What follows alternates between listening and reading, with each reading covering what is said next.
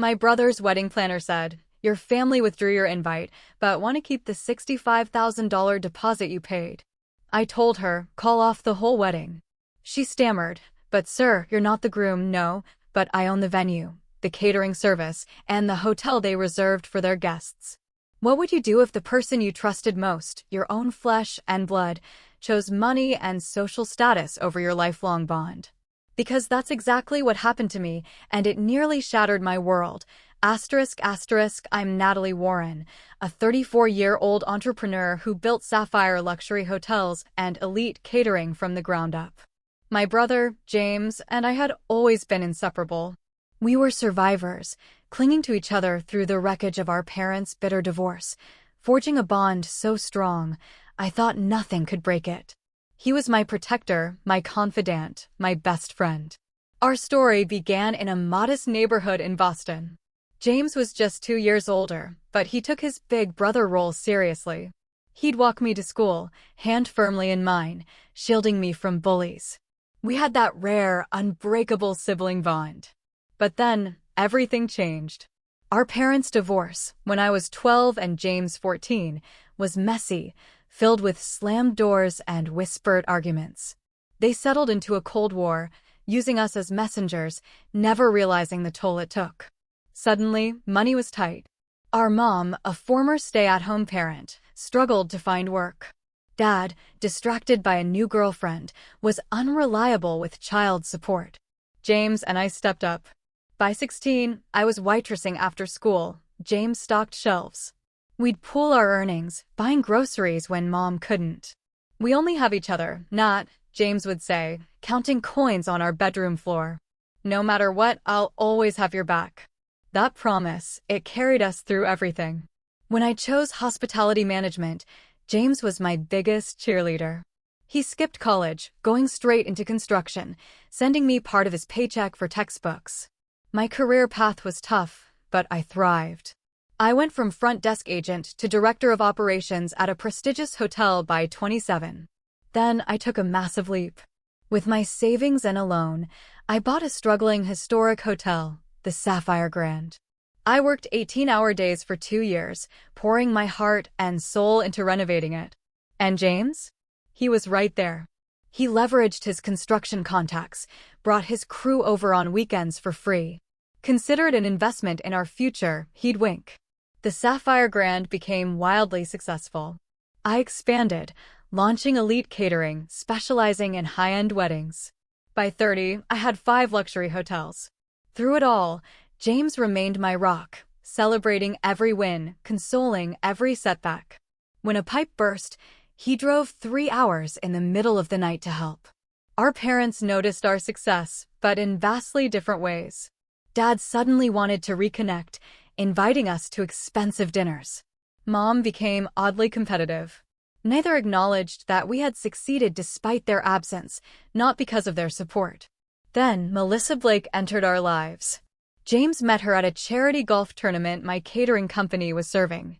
She was stunning, polished, and oozed old money. Her father owned car dealerships, her mother sat on prestigious boards. But something felt off. She spoke to my staff with dismissive tones. When James introduced us, her smile didn't reach her eyes. "Oh, you're the little sister who works in hotels." "How quaint," she said, looking past me. James, though, was completely smitten. Within weeks, he spent all his time with her, venturing into her world of country clubs and exclusive restaurants where he was treated like an outsider. I started seeing changes in him. He'd use phrases like "the right people" and "our kind of establishment." His reliable pickup was replaced by a luxury SUV he could barely afford. Our weekly sibling dinners became monthly, then rare. When we did meet, Melissa was there, checking her watch, sighing when our conversations drifted to childhood memories she couldn't share.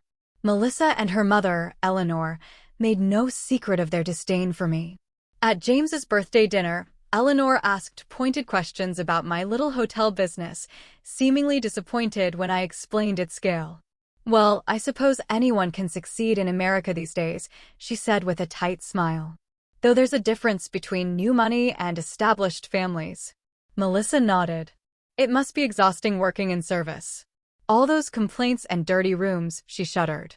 James, instead of defending me, interrupted. Natalie's always been a hard worker, he said, almost apologetically. She'll probably sell the business once she settles down and starts a family. The comment stung. He knew how passionate I was about my career. In that moment, I realized how far he had drifted. Despite the growing distance, I still loved James fiercely. I told myself it was a phase. Surely, the brother who held my hand at crosswalks was still in there somewhere. One crisp autumn evening, James called, excitement bubbling in his voice. She said yes, Nat. Melissa agreed to marry me. His happiness was contagious. That's wonderful news, James. Tell me everything. He launched into an elaborate proposal story: Hamptons, private chef, string quartet, thousands of rose petals. The ring, a 4-carat diamond, cost him 6 months' savings. Sounds perfect, I said, ignoring the knot in my stomach. It felt so unlike the practical brother I knew. Have you set a date? Melissa wants a June wedding. Her mother says the best venues book up a year in advance, so we need to start planning immediately. There's just one problem, he paused. The places Eleanor suggested are either booked or way beyond our budget. I heard the stress. He made a good living, but the Blakes lived in a different financial universe. What about the Sapphire Grand? I suggested. The ballroom holds 300 and the gardens are beautiful in June. Silence. I don't know. Nat Melissa has her heart set on the Rosewood or the Peninsula. The Sapphire Grand was just rated above both in a luxury travel magazine, I pointed out. And as the owner's brother, you'd get preferential booking and significant discounts. After more hesitation, James promised to discuss it. 3 days later, he called back. Melissa will consider the Sapphire Grand, but she wants to see it first, and she's concerned about the catering. Her mother knows several celebrity chefs. Tell her Elite Catering can create any menu she desires, I said, fighting irritation. We have 2 Michelin-trained chefs on staff. The tour of the Sapphire Grand was tense. Melissa and Eleanor walked through my grand ballroom with critical eyes, whispering, taking notes. Anthony, my hotel manager, presented our most luxurious wedding package. The space is adequate, Eleanor conceded. But the color scheme is all wrong. Would you be willing to reupholster the ballroom chairs and replace the draperies? I blinked. We can certainly add chair covers and decorative elements, I offered. Complete reupholstery would be quite costly and unnecessary. Melissa pursed her lips. Mother, perhaps we should continue looking at the Rosewood. James shot me a pleading look, that childhood keep the peace expression. With a deep breath, I smiled. Why don't you show me your Pinterest board? I'm sure we can find creative solutions. That concession opened the floodgates. Melissa detailed a wedding straight out of a royal ceremony: imported flowers, custom lighting, a champagne fountain, a 10-tier cake. When Anthony discreetly provided a preliminary estimate, James went pale. Even with my owner's discount, it was over $100,000. That's when I made a decision that would change everything. As my gift to you both, I said, I'd like to cover the venue and catering deposit. $65,000 toward your special day. James's eyes widened. Nat, that's too generous. We can't accept that. But Melissa and Eleanor exchanged glances. That would be lovely, Melissa said quickly. We accept your generous offer. Even for me, $65,000 was significant. It was months of profit. But I told myself it was worth it to support my brother, to build a bridge with my new extended family. Planning began immediately. Melissa hired Victoria Hayes, an exclusive wedding planner. I expected to be included, given my financial contribution and ownership of the venue, but I quickly learned I was mistaken. Melissa scheduled tastings without me. Victoria sent emails about architectural changes, never copying me. When I asked James about being excluded, he seemed uncomfortable. Melissa just wants everything perfect, he explained. She feels there might be a conflict of interest if you're too involved, since it's your business. I swallowed my hurt and tried to respect their process. But the situation worsened. Melissa and Eleanor made demanding, unreasonable requests. They insisted my staff remove a historic chandelier because it didn't match her color scheme. They demanded 15 sample menus. They scheduled appointments with my overworked coordinator at odd hours, often canceling last minute. Through it all, I remained professional. I wanted this wedding to be perfect for James. My loyal staff accommodated their endless demands, though I saw the strain. "You're a saint," Anthony told me after one particularly difficult meeting.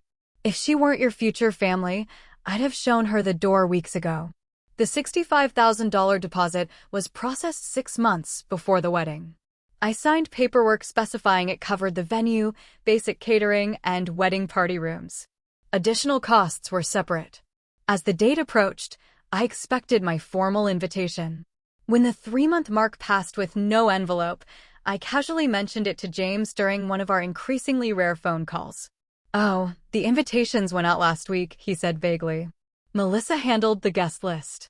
I'm sure yours is on the way." Another month passed. No invitation. I told myself it was a mix-up. Still, a sense of unease grew. The first truly alarming sign came from my cousin, Dana. "The invitation is gorgeous," she gushed. That gold foil must have cost a fortune, and the handwritten note from Melissa was such a nice touch. My heart sank. I'd received neither. When I checked with other family members, they'd all received theirs weeks ago. That evening, I called James directly. "Is there something I should know about the wedding? Everyone else seems to have their invitations." A long pause. "Melissa has been handling the guest list," he finally said. "I'll check with her." 3 days later, I still hadn't heard. I texted him. "Need to finalize my attendance for your wedding. Should I bring a +1? What color dress coordinates?" His response was vague and evasive, still working out some details. "We'll let you know soon." Other concerning patterns emerged. The bridal shower had happened, but I hadn't been invited. Photos appeared on social media, James, Melissa, and both families at an engagement shoot. Again, I wasn't included or even informed. During a routine check-in with my hotel staff, I learned Melissa requested a meeting to review the seating chart. Curious, I asked to see a copy. My name was nowhere to be found. "There must be a mistake," I told my coordinator. "I'm the groom's sister." She looked uncomfortable. Miss Blake was very specific about the seating arrangements. She personally reviewed each name multiple times. The situation came to a head 1 month before the wedding, at a family dinner our parents organized. It was the first time they'd been in the same room in years, a testament to the wedding's supposed importance. The tension was palpable. Melissa whispered to her mother, shooting glances my way. When conversation turned to wedding details, they spoke in vague terms, changing the subject when I asked specific questions. During the main course, Eleanor made a comment that sent a chill down my spine. "It's so important to have the right atmosphere at a wedding. The proper guests, the right connections. A wedding isn't just a celebration, it's a statement about your place in society." Melissa nodded, looking directly at me. Some people simply don't understand the social implications of a high-profile event. Running hotels is one thing, but appreciating true elegance is quite another. My father, never perceptive, laughed uncomfortably. "Natalie understands elegance just fine. Her hotels are top-rated." Eleanor's smile didn't reach her eyes. "Yes, but there's a difference between serving the elite and being one of them, isn't there?" The implication was clear. I was the help, not a social equal. I looked at James, expecting him to defend me. He avoided my gaze, staring at his plate. My mother, sensing my distress, tried to change the subject. "Natalie has been so generous with her contribution to the wedding." Melissa's response was swift and cutting. "Yes, the financial arrangement has been helpful, though we've had to make substantial upgrades to bring the space up to standard." I felt slapped. My flagship hotel, the jewel of my business empire, was being called substandard by a woman who had never worked a day in her life. "The Sapphire Grand is a 5-star establishment," I said evenly. "We host diplomats, celebrities, and, yes, society weddings regularly." "Of course you do, dear," Eleanor patted my hand condescendingly. "And we appreciate your establishment's effort to accommodate our vision." After dinner, I tried to speak with James privately, but Melissa intercepted us. "James, darling, we need to discuss the rehearsal dinner with Daddy," she said, pulling him away. The look she gave me was triumphant, almost smug. Later that week, a friend who worked at Melissa's country club called. She'd overheard Melissa laughing with her bridesmaids about the hotel girl who thought she was invited. She actually thinks she'll be sitting at the family table, Melissa had reportedly said. As if we'd want someone like her front and center in the photos. But we need to keep her happy until the big day, since she controls the venue. Another bridesmaid asked, what about the money she contributed? $65,000 is a lot to take without including her. Melissa's response chilled me. That money is already spent. What is she going to do? Ask for it back? Besides, James says she's loaded. She'll get over it. I confronted James that evening, calling him, demanding answers. Am I invited to your wedding or not? Because from what I'm hearing, Melissa has other ideas. James sighed heavily. Nat, it's complicated. Melissa and her mother have very specific ideas about the guest list. They're concerned about maintaining a certain atmosphere. An atmosphere that doesn't include your only sister? The sister who gave you $65,000 toward this wedding. My voice cracked. You don't understand the pressure I'm under, James said defensively. Melissa's family moves in important circles. This wedding could open doors for both of us. Since when do you care about important circles? I demanded. What happened to the brother who said we only needed each other? People grow up, Natalie. They change.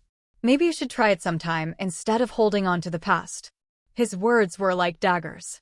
Is that Melissa talking or you? I asked quietly. This conversation isn't productive, he said, his voice cold. I need to go. Melissa and I have an appointment with the florist.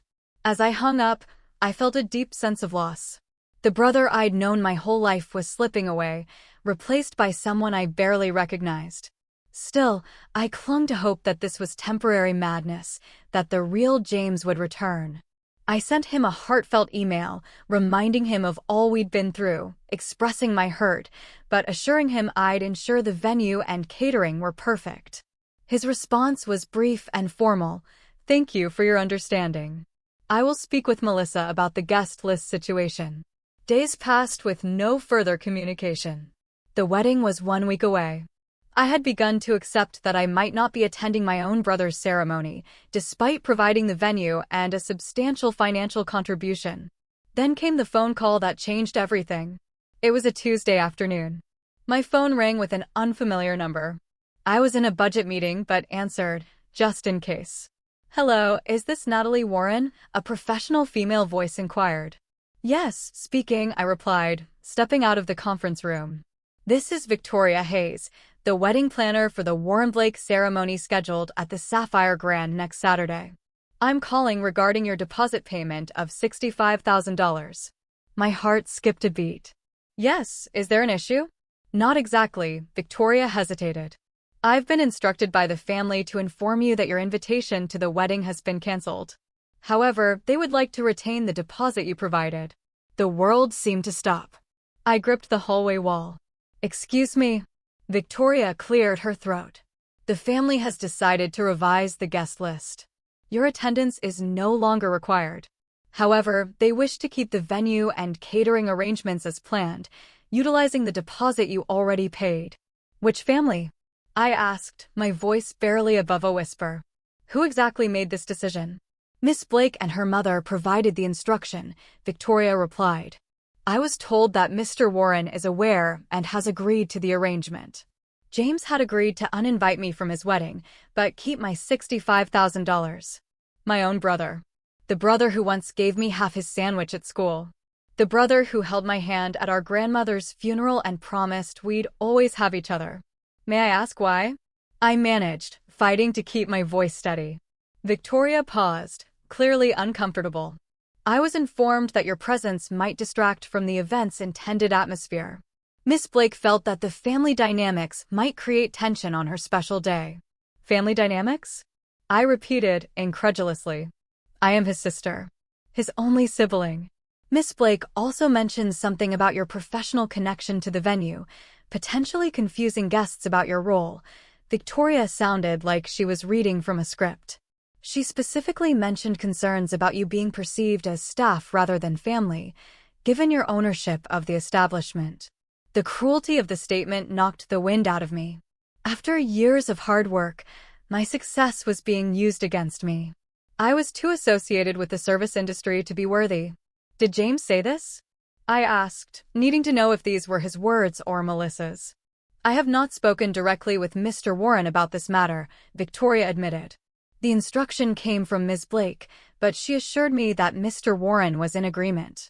I closed my eyes, trying to process the betrayal and the $65,000. They expect to keep that money while excluding me from the event? Yes, Victoria confirmed, sounding increasingly uncomfortable.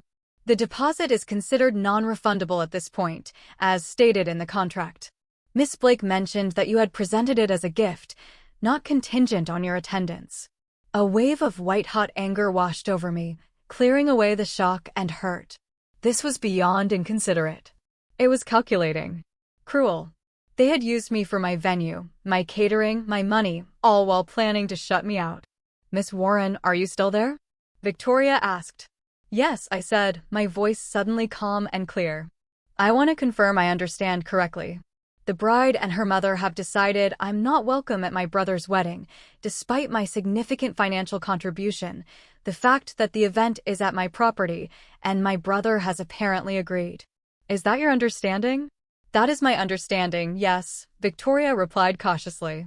I took a deep breath. Victoria, I appreciate you calling me directly.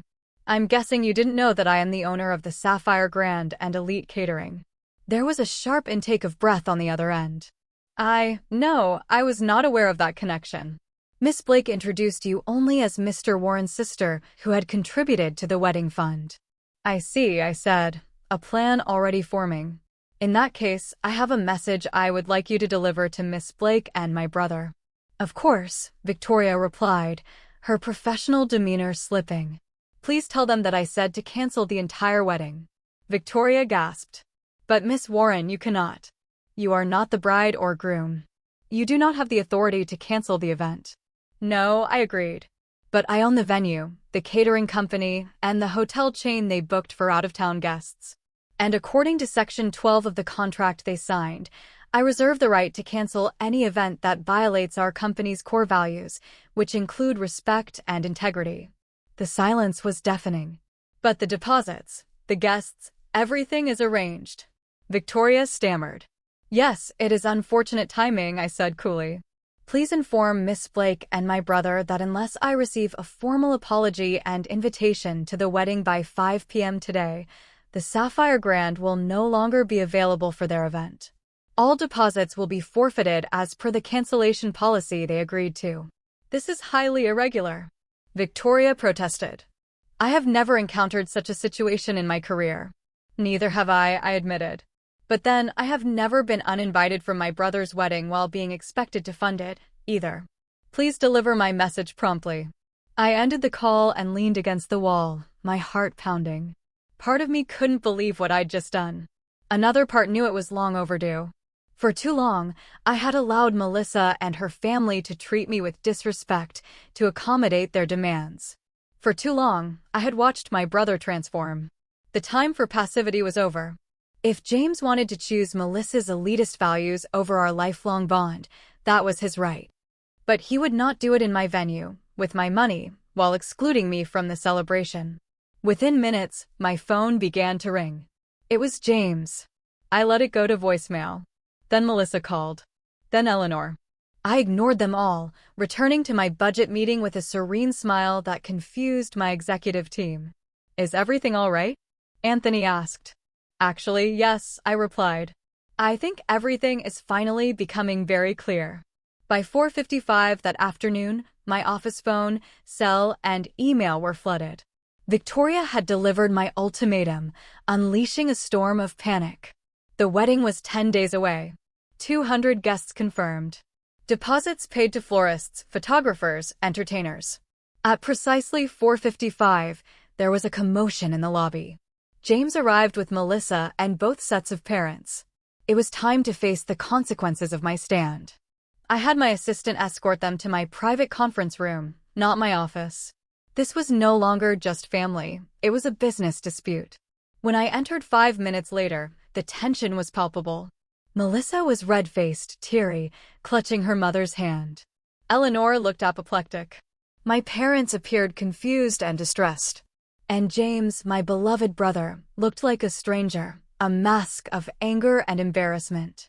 What the hell do you think you're doing? He demanded the moment I closed the door. I remained standing, hands clasped. Forcing the terms of our contract, I replied calmly. And standing up for myself, finally. Melissa's father, Howard Blake, stepped forward, a large man accustomed to intimidating others. This is outrageous. We have a binding agreement. You cannot simply cancel a wedding with 10 days' notice. I met his gaze steadily. Actually, I can. Section 12 of the venue contract clearly states that the Sapphire Grand reserves the right to cancel any event that violates our ethical standards or poses a reputational risk to our establishment. Ethical standards? Eleanor scoffed. What nonsense is this? Attempting to exclude the venue owner from an event while retaining her financial contribution constitutes fraud, I stated. That violates both ethical standards and potentially the law. We didn't exclude you. Melissa protested, tears streaming. We simply revised the guest list. By removing only me, I pointed out. After accepting my $65,000 contribution, my mother stepped forward, clearly confused. Natalie, what is going on? Why would you not be invited to your own brother's wedding? I looked at James, giving him the chance to explain. He avoided my gaze. Perhaps James or Melissa would like to explain their reasoning? I suggested, after the silence stretched uncomfortably. This is a misunderstanding, James finally said, his voice lacking conviction. Victoria must have confused the instructions. Victoria Hayes, who had been quietly observing, straightened her spine. I followed Miss Blake's instructions exactly as they were given to me. I was told to inform Miss Warren that her invitation had been rescinded, but that the deposit would be retained. Eleanor waved her hand dismissively. This is ridiculous. So there was a miscommunication about the guest list. It happens with large events. That is no reason to threaten the entire wedding. This was not a miscommunication, I said firmly. This was a deliberate decision to exclude me while keeping my money. You offered that money as a gift. Melissa snapped, dropping all pretense of civility.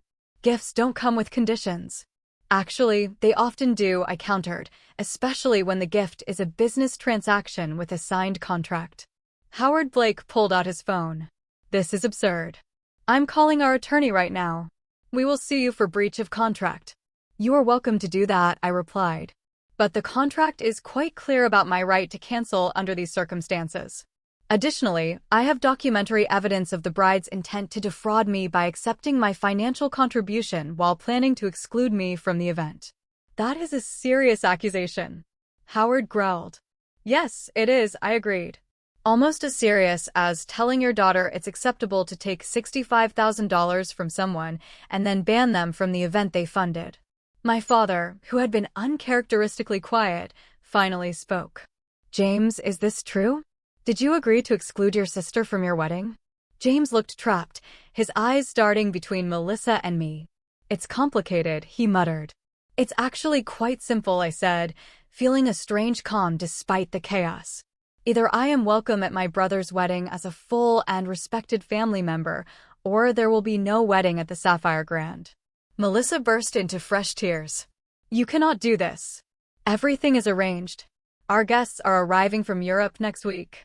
The custom gown, the flowers, the band that required a 6-month deposit. I understand. It's inconvenient, I acknowledged. But so is discovering that your only sibling has decided you are not good enough to attend his wedding, despite your generous contribution. Eleanor turned to James. This is ridiculous. Call her bluff. We can find another venue. I smiled thinly. With 10 days' notice in the height of wedding season? That seems unlikely. But you are welcome to try.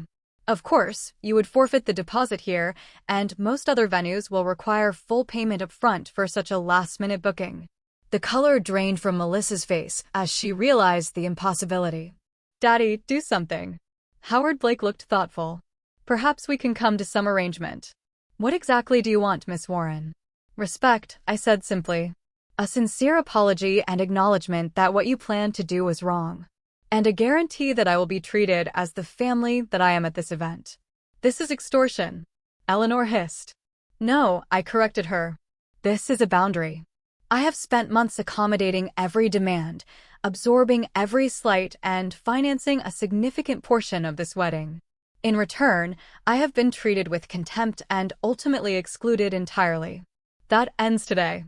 My mother moved to stand beside me, surprising everyone, including myself. I agree with Natalie. What you were planning is shameful, James. I raised you better than this. James finally looked up, his expression a mix of shame and defiance. You don't understand the pressure I've been under. I understand perfectly, I replied.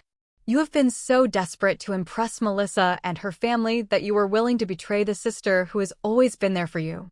The sister who helped put you through trade school, who celebrated every success and supported you through every failure.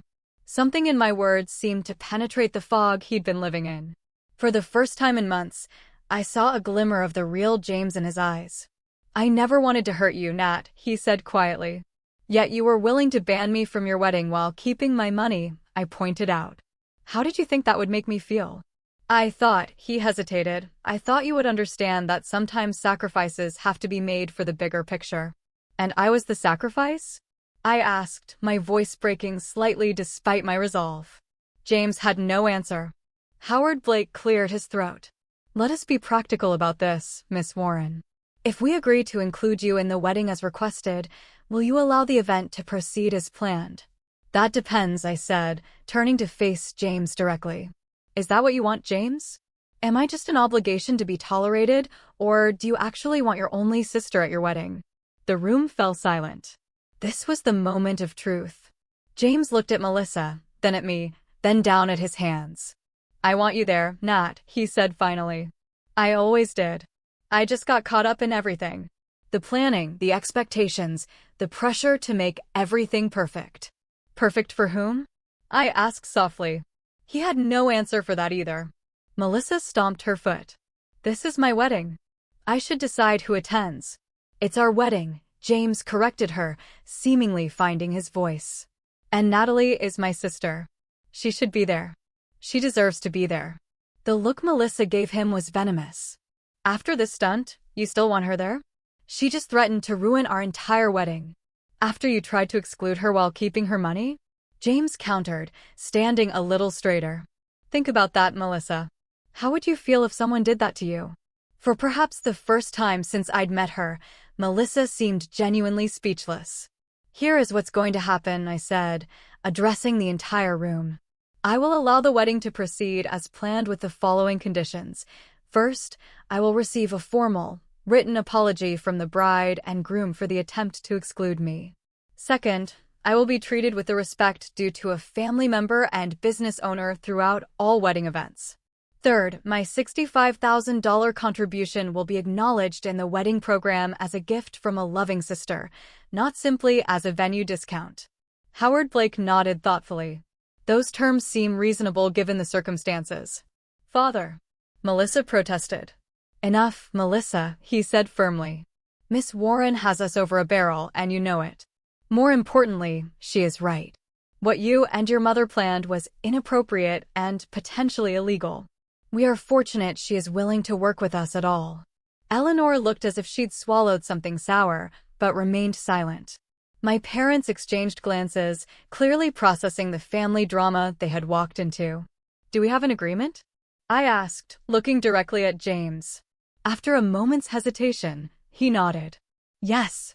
And, Nat, I'm sorry. I should have never let things get this far. It was a start, but I knew we had a long way to go. Still, for the first time in months, I felt like I might eventually get my brother back. Then the wedding will proceed as scheduled, I said, opening the conference room door. Victoria will coordinate with my staff on the final details. As the group filed out, James lingered. When we were alone, he turned to me, tears in his eyes. I really am sorry, Nat. I don't know who I've become these past few months. Neither do I said honestly.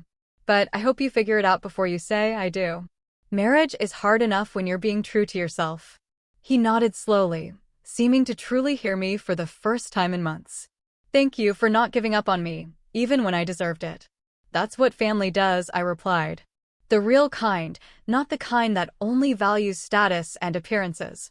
As he left, I wondered whether the wedding would actually take place, and if it did, what kind of marriage would follow. Only time would tell. The days leading up to the wedding were tense but productive. True to my word, I ensured every detail of the venue and catering was perfect. My staff, who'd heard rumors of the confrontation, worked with renewed enthusiasm, proud that I'd stood up for myself. Victoria Hayes proved surprisingly diplomatic. "I must apologize for my part in this mess," she told me. "Had I known who you were, I would have never agreed to make that call." "You were doing your job," I assured her. "Though in the future, you might want to question clients who ask you to exclude immediate family members while keeping their money." Victoria winced. Lesson learned, believe me. As promised, I received a formal, written apology from James and Melissa. James's portion felt heartfelt and genuinely remorseful. Melissa's was stiff, clearly coached by her father's legal team, but it met the technical requirements. The rehearsal dinner, 2 nights before the wedding, was my first real test. As I entered, conversations hushed. I held my head high, wearing a designer dress that struck the perfect balance between elegant and confident. James immediately greeted me, kissing my cheek and leading me to a seat of honor. Melissa remained seated, offering only a tight, forced smile. Eleanor Blake pointedly avoided me, while Howard surprised me. "Miss Warren," he said, extending his hand. "I want to personally apologize for the unpleasantness. In business, I've always valued directness and integrity. You displayed both, and I respect that." I accepted his handshake. "Thank you, Mr. Blake. I appreciate your understanding." "Howard, please," he insisted. "We're about to be family, after all."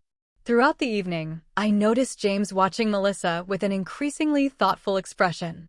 She was in full bride mode, directing conversations with practiced charm.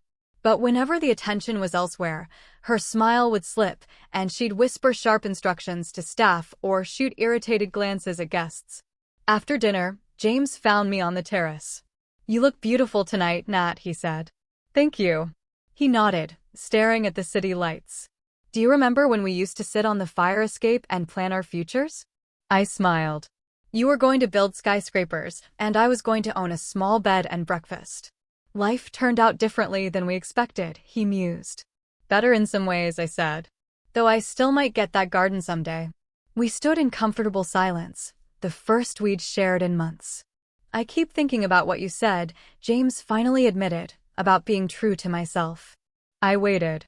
"I don't know if I am," he said softly. Everything happened so fast with Melissa. She was beautiful, sophisticated, connected. Dating her felt like being admitted to an exclusive club. "And now?" I prompted gently. He sighed heavily. "Now I'm standing on a terrace with my sister, hiding from my own rehearsal dinner, wondering if I'm making the biggest mistake of my life." My heart ached for him. But this was his decision. "Cold feet are normal before a wedding," I offered. "This feels like more than cold feet," he confessed. "The way she and her mother treated you, it opened my eyes to things I've been ignoring.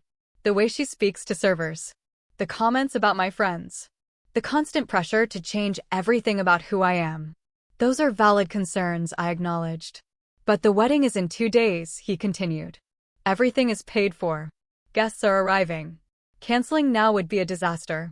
More of a disaster than a divorce in a year, or 5 years, or 10, with children involved?"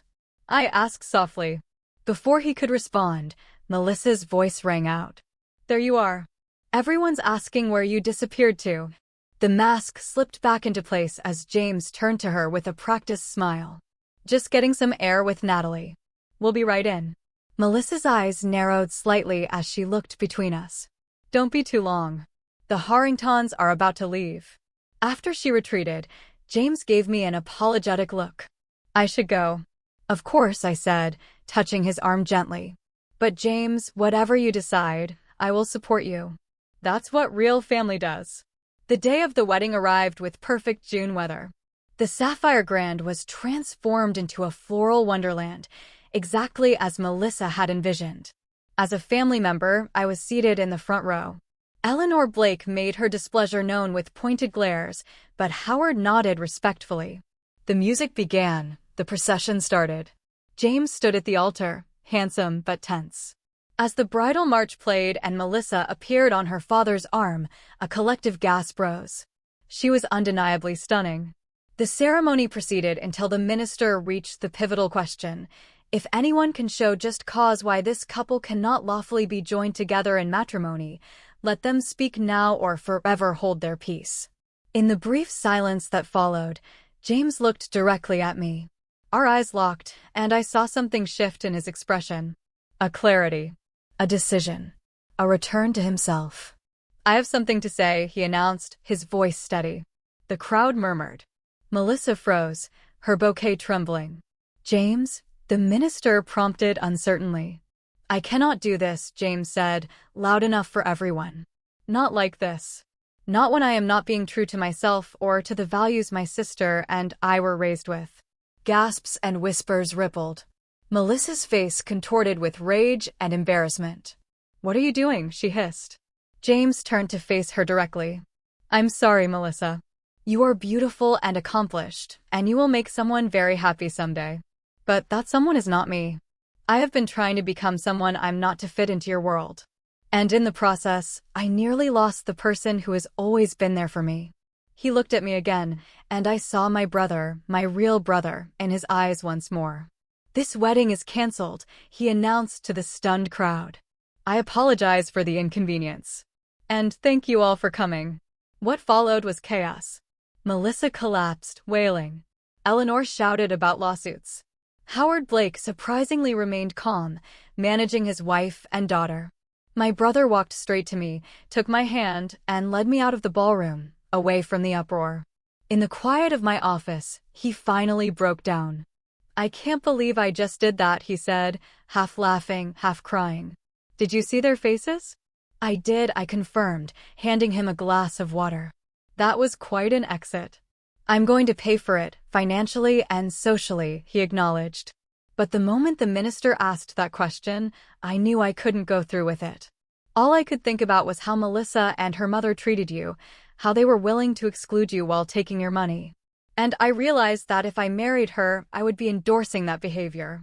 I would be becoming one of them. "What will you do now?" I asked. He shrugged, looking suddenly lighter. "Go back to my apartment, return to work, start over. It'll be embarrassing for a while, but at least I'll be living authentically." I squeezed his hand. "I'm proud of you, James. That took real courage." "I learned it from my little sister," he said with a warm smile. "The hotel girl who built an empire while staying true to herself." In the following days, James faced the fallout. The Blakes demanded repayment, which he agreed to. Some of Melissa's society friends spread unkind rumors, but his true friends stood by his side. As for me, I had my brother back. That was worth more than any business deal or social connection. The Sapphire Grand suffered no lasting damage to its reputation. In fact, Victoria Hayes later told me that my handling of the situation had earned me respect in professional circles. 1 month after the non-wedding, James and I resumed our Sunday brunches. As we shared pancakes, he looked more like himself than he had in years. "I got a call from Eleanor Blake yesterday," he mentioned casually. "She wanted to let me know that Melissa is dating a hedge fund manager now. Apparently, they met at a charity gala 2 weeks after our wedding was supposed to happen." "That was fast," I remarked. James laughed. "I'm not surprised. I think I was always more of an accessory than a partner to her. The successful contractor with the rugged good looks who could be molded into an acceptable society husband. And now I'm dating someone new, too," he admitted with a sheepish smile. "Remember Sarah from the city planning office? We always got along when I was submitting permits. She called to check on me after hearing about the wedding, and we ended up talking for hours." "Sarah is wonderful," I said sincerely. "Smart, kind, and she values you for who you actually are. That makes all the difference." James agreed. "She wants to meet you properly." By the way, I told her all about my amazing sister who saved me from making the biggest mistake of my life. "I'd love that," I said, feeling a warmth that had nothing to do with the summer sunshine. The wounds would take time to heal, but James and I were rebuilding our bond, stronger and wiser than before. Sometimes it takes nearly losing someone to realize how valuable they truly are. 6 months after the wedding that never was, I sat in my office at the Sapphire Grand, reviewing quarterly reports. The hotel chain was thriving, elite catering booked solid. A knock interrupted me. It was Anthony, my manager, with a strange expression. "Melissa Blake is in the lobby," he announced. "She's asking to speak with you." I set down my pen. "Melissa? Did she say what this is about?" "No, but she seems different. Less imperial, if you know what I mean." Curiosity got the better of me. "Send her up." When Melissa entered, I barely recognized her. Gone was the perfectly coiffed society princess. This Melissa wore simple jeans, a sweater, minimal makeup, her hair in a casual ponytail. "Thank you for seeing me," she said, her voice lacking the entitled edge I remembered. "I know this must be unexpected." "Please have a seat," I offered. "What can I do for you?" Melissa sat down, hands folded nervously. "I came to apologize, properly this time, not with some lawyer-drafted statement." I raised an eyebrow, silent. "What I did to you was inexcusable," she admitted. "Trying to exclude you from James's wedding while keeping your money was not just rude, it was cruel and potentially criminal. I was so caught up in creating the perfect society wedding that I lost sight of basic human decency." "What brought on this revelation?" I asked, genuinely curious. She sighed. "After James left me at the altar, I was angry and humiliated. I blamed everyone but myself. I quickly started dating Curtis, a hedge fund manager my mother introduced me to, thinking I could just replace James and move on." "I heard about that," I acknowledged. "Curtis proposed after just 6 weeks," Melissa continued. "My mother was thrilled. His family has even more money than we do. But then I overheard him talking to his friends about me." Her voice cracked. "He said I was high maintenance, but good arm candy for client meetings. He said he could train me to be the perfect corporate wife." "That sounds painful," I said, feeling an unexpected twinge of sympathy. "It was a wake-up call," she admitted. "For the first time, I saw myself through someone else's eyes, and I didn't like what I saw. I broke off the engagement and started therapy. My mother was furious, but my father supported my decision, surprisingly. Howard seemed to have more self-awareness than Eleanor. Melissa, I indulged your mother's social climbing because I thought it made her happy, but it turned her into someone I barely recognize, and now it's doing the same to you," he'd told her. "Powerful words," I murmured. "It's been a difficult few months of self-examination," she continued. "I've had to confront some ugly truths about myself and how I treated people, especially you and James. The therapist helped me see that my behavior stemmed from deep insecurity. Despite all the privilege, I never felt good enough on my own merits." I studied her closely, looking for manipulation. To my surprise, I found none. "I don't expect forgiveness," Melissa said, meeting my gaze. "I just wanted you to know that I recognize the harm I caused, and I am working to become a better person." "I appreciate that," I said carefully. "Genuine apologies are rare." "There's one more thing," she added, reaching into her purse. "This is for you." She handed me an envelope. Inside was a cashier's check for $65,000. "Your deposit," she explained. "It should have been returned to you immediately after the wedding was canceled. It was wrong of me to try to keep it." I stared at the check. "Thank you. This is unexpected."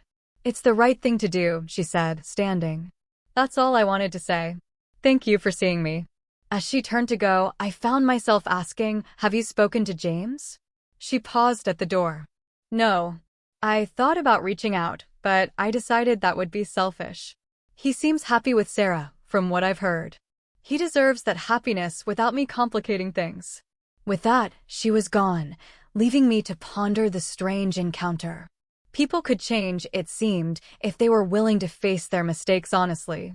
That evening, I met James and Sarah for dinner at my newest hotel. They were glowing, clearly well-matched in values and temperament. Sarah was warm, intelligent, and treated the staff with genuine kindness. "You will never guess who came to see me today," I told James over dessert. When I recounted Melissa's visit and apology, his eyes widened. "Melissa Blake admitted she was wrong and returned the money voluntarily? Are you sure it was really her and not an imposter? I laughed. It was her, though a very different version from the woman you almost married. James shook his head. People can surprise you, I guess, though I'm grateful every day that I didn't go through with the wedding. Sarah squeezed his hand affectionately. So am I, selfishly. The whole experience taught me something important, I reflected. For years, I defined success by my business achievements. I worked endless hours building the Sapphire brand, sometimes at the expense of personal relationships. I took pride in being self-sufficient, never needing to ask for help. You've always been the strong one, James agreed. But strength isn't about handling everything alone, I continued. Real strength is knowing when to stand up for yourself, when to set boundaries, and when to walk away from situations that diminish your worth. If I hadn't found the courage to confront you and Melissa about the wedding exclusion, I might still be letting people take advantage of my generosity while treating me as less than. I'm sorry I put you in that position, James said quietly. We both learned from it, I assured him. And our relationship is stronger for having weathered that storm. In the months that followed, I made changes. I started volunteering with a mentorship program for young women entrepreneurs, sharing not just business advice, but lessons about self-worth and healthy boundaries. My experiences with Melissa had shown me how many people struggle with standing up for themselves. I reconnected with old friends, finding joy in relationships that had nothing to do with business advantage. James and I instituted a strict no-work talk policy for our Sunday brunches. Perhaps most surprisingly, I developed a cordial relationship with Howard Blake. After Melissa's apology, he reached out to discuss a business collaboration. I built my car dealership empire by recognizing talent and integrity, he told me. You demonstrated both. Eleanor and Melissa may have wealth and social connections, but you have something more valuable, character. The $65,000 check from Melissa went into a special fund I created, the True Love, True Values Grant, providing venue and catering services at the Sapphire Grand for couples who demonstrated authentic commitment. As for my brother, he and Sarah became engaged a year after the non-wedding. They planned a simple ceremony in the garden of my newest hotel, with only close friends and family. When James asked me to be his best woman, I accepted with tears of joy. On the morning of his wedding, as I helped him straighten his tie, he looked at me with gratitude. You saved me from making the biggest mistake of my life, he said. Not just by stopping the wedding with Melissa, but by reminding me of who I really am and what actually matters. That's what family does, I replied, echoing the words I'd spoken during our confrontation. The real kind, not the kind that only values status and appearances. The lesson I learned was profound. True self-worth comes not from what you accomplish or who accepts you, but from honoring your own values and refusing to compromise them for approval or advantage. Sometimes the most loving thing you can do for yourself and others is to say no when someone tries to diminish your worth. Life offers many tests of character. The wedding that never happened became one of mine, revealing strengths I didn't know I possessed and values I would never again compromise. In standing up for myself, I discovered that self-respect is the foundation upon which all meaningful relationships must be built. You cannot control how others treat you, but you always have the power to decide what treatment you will accept. Sometimes saying no is the first step towards saying yes to the life you truly deserve. Have you ever had to stand up for yourself when someone tried to take advantage of your generosity, or worse, betray your trust? Share your story in the comments below. I really want to know what you think. ***.